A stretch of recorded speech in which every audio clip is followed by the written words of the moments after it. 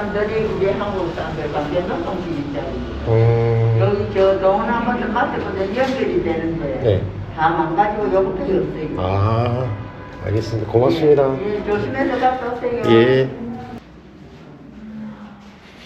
입구에 앉아 계신 어머니의 말씀을 듣고 동굴로 들어갑니다. 이곳은 좌천 동굴입니다. 부산광역시 동구 좌천동에 위치한 인공 동굴로 일제강점기 때 공습에 대비해 조성된 방공호로 알려져 있습니다. 좌천동 일대는 부산항과 철도 시설에 가까운 지역으로 전시체제 아래 군사적 중요도가 높았습니다. 이 동굴은 그 흐름 속에서 만들어진 구조물입니다. 내부는 낮고 좁은 폭으로 이어집니다. 허리를 숙이고 고개를 내밀고 들어가 봅니다. H빔이 튼튼하게 천장을 받치고 있어서 안심하고 둘러볼 수 있습니다. 끝내주는 조명이 나타났습니다.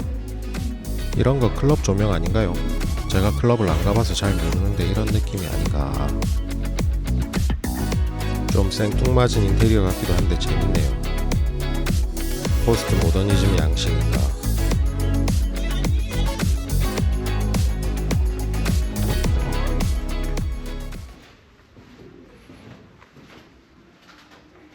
머리 조심 표지판이 괜히 붙어 있는 게 아닙니다.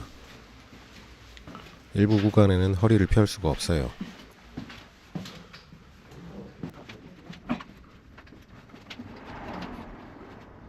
막걸리 맛있겠네.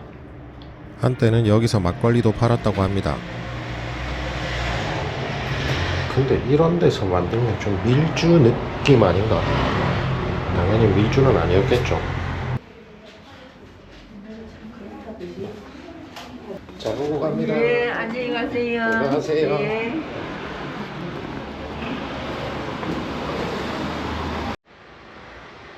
좌천동에 볼거리가 많네요. 안내 표지판이 가리키는 곳으로 보고 싶은 곳을 향하면 됩니다. 좌천동굴에서 길을 따라 조금만 올라오면 정공단에 이릅니다. 정공단은 임진왜란 당시 부산포 해전에서 전사한 조선 수군 장수 정발장군의 공로를 기리기 위해 조성된 재단입니다. 1592년 부산포 전투에서 왜군의 상륙에 맞서 끝까지 항전한 인물로 기록되어 있습니다. 이곳에는 그분의 공적을 기리는 비가 세워져 있습니다. 기념 공간은 주거지와 도로 사이 현재의 생활 동선 안에 놓여 있습니다.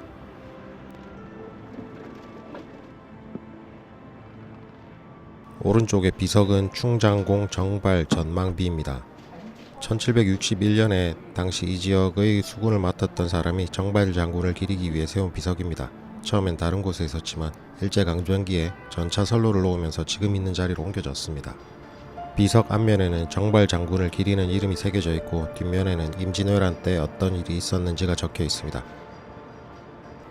1766년 당시 부산을 맡고 있던 관리가 사람들이 순국한 이 자리에 제단을 쌓았습니다.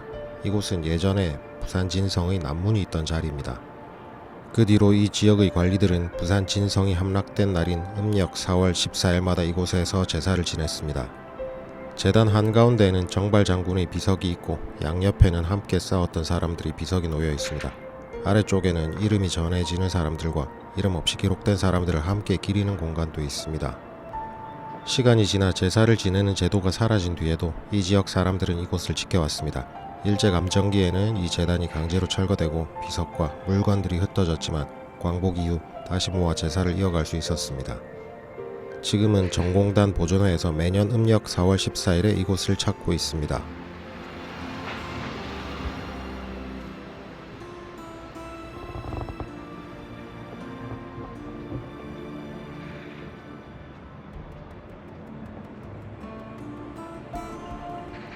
다음 장소로 향하는데 경사가 어마어마하네요. 야, 경사가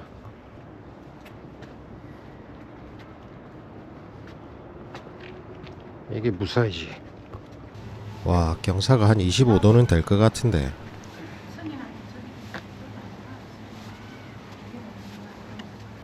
경사로의 끝에는 계단이 있습니다.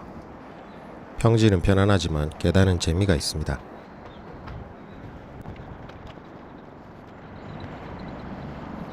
다 올라왔습니다. 올라오자마자 왼쪽에 부산포 개학문화관이 있습니다. 이곳은 안용복과 부산포를 기념하는 공간입니다. 부산포는 조선시대부터 일본과의 교역과 외교가 이루어졌던 항구로 현재 부산이 형성되기 이전부터 중요한 거점이었습니다. 안용복은 조선 숙종시기 동래 출신 어부로 울릉도와 독도가 조선 영토임을 일본 막부로부터 공인하도록 활약한 민간 외교인이자 어부입니다.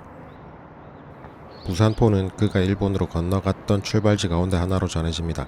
기념물은 주거지와 도로 사이에 둘러싸여 있으며 역사 공간과 일상 공간이 함께 놓여 있습니다. 이 배는 도일선인데 도일선은 일본으로 건너가기 위한 배라는 뜻입니다. 제가 찾아본 기록에 의하면 이 자리에 있는 배는 2017년도에 복원이 완료되어 이곳에 전시되었습니다. 라고 되어 있던데 복원인지 복제인지는 모르겠습니다. 약간의 오르막과 가파른 계단 몇 개로 올라와서 발 아래를 내려다보는 모습은 절벽 위에서 내려보는 느낌이 듭니다. 먼 곳을 내다보면 탁 트인 시야가 아주 시원하네요. 새파란 타일로 장식된 이쁜 계단에 홀린 듯이 다가갑니다. 진짜 이쁘게 잘 해놨는데 계단을 올라가야 됩니다. 가보자. 이 계단 근처에는 경사형 엘리베이터가 있습니다. 빠르다. 엘리베이터를 타고 가면 편하게 오를 수 있지만 계단을 이용한다면 역사의 흔적을 몸으로 느낄 수 있죠.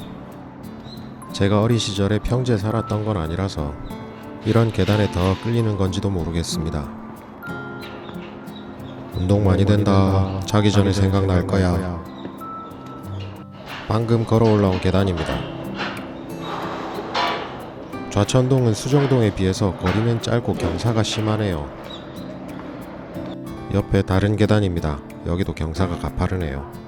놀라운 풍경입니다. 경사형 엘리베이터 타고 올라갑니다. 더워서 안되겠습니다. 오늘 날씨가 너무 포근하네요.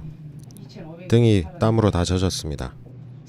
엘리베이터를 내리면 공원 같은 곳이 나타납니다. 걸어 올라가다 힘들면 쉬어가는 곳인가 봅니다. 타일로 만들어진 벽화도 있고요.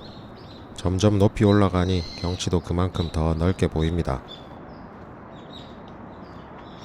이 계단의 끝에 좌천 시민아파트가 있습니다. 좀 전에 제가 내린 곳에서 좌천 아파트까지 경사형 엘리베이터 공사가 진행 중이었습니다. 아직 개통한 건 아니라서 지금은 걸어 올라가야 됩니다. 완공이 되고 나서 주민들의 이동이 편리해지기를 바라봅니다. 좌천 시민아파트입니다. 이 일대는 1960년대 이후 부산의 급격한 도시 팽창 과정에서 주거지로 개발된 지역입니다. 항만과 도심에 인접해 노동인구 유입이 많았던 흐름 속에서 공동주택 단지가 조성되었습니다. 부산시 고지대 개발 사업에 따라 산 중턱에 시형 아파트들이 건설되면서 1969년에 좌천 시민아파트가 만들어졌습니다. 2012년 삼복도로 르네상스 사업의 일환으로 아파트를 무지개색으로 칠하기도 했었는데요. 지금은 채도가 낮은 에메랄드색으로 다시 칠해져 있습니다. 저는 무지개보다 지금 모습이 더 멋진 것 같아요.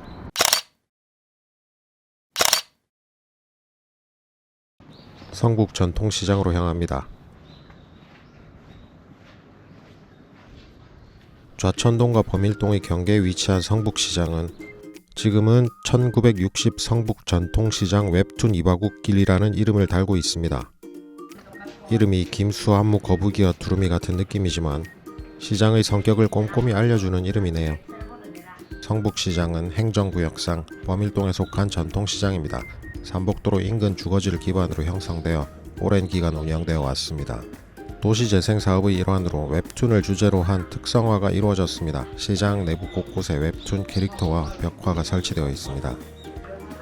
특성화의 노력과는 대조적으로 이 공간을 이용하는 상인과 방문객의 연령대는 대체로 높은 편입니다. 마치 손주가 흔적만 남기고 떠난 할머니 댁 같은 느낌이랄까요. 가게 사이 벽면에도 계단 옆 난간에도 그림이 빠지지 않고 남아 있습니다. 시장 전체를 한 번에 꾸민 흔적이 구간마다 이어집니다. 그림 속 인물들은 다양한 표정과 색을 가지고 있습니다. 이 장식들은 가게보다 먼저 눈에 들어옵니다. 하지만 가게 앞에는 여전히 같은 물건들이 놓여 있고 상인들은 익숙한 자리에서 장사를 이어갑니다. 웹툰 장식은 시장을 덮고 있지만 시장 안의 하루는 그 전과 크게 다르지 않아 보입니다.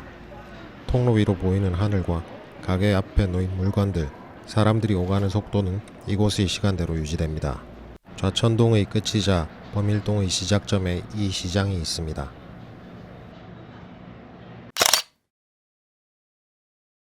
걸어 올라왔지만 버스를 타고 내려갈 겁니다. 즐겁게 올라왔다가 빠르게 내려갑니다.